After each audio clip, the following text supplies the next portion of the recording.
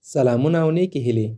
په پښتو کې د جرمني ژبې زده کړې یو نوي لوست ته ښه راغلاست.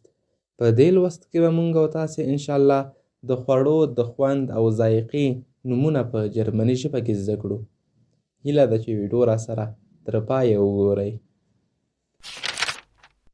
راځئ اوس راسره یو ځای د خوړو د خوند یا ذایقې نومونه په جرمني ژبه کې یو ځای تکرار کړئ.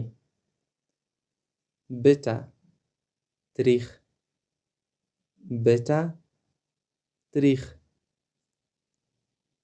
Der Kaffee schmeckt bitter. قهوه تریخ خوند لري. Der Kaffee schmeckt bitter. قهوه تریخ خوند لري. Süß, خوږ. Süß, خوږ. Ich trinke gerne süßen Kaffee.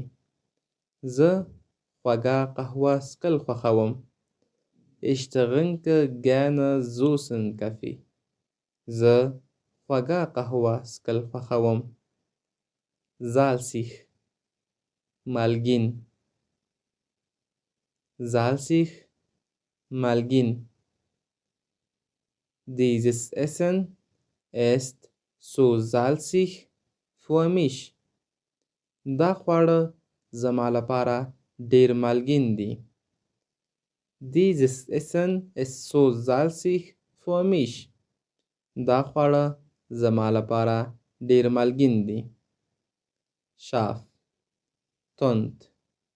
Scharf, تند. Die Suppe ist mir so scharf. دا سوپ زما لپاره ډیر تند دی. Die Suppe ist mir so scharf. دا سوپ زما لپاره ډیر تند دی.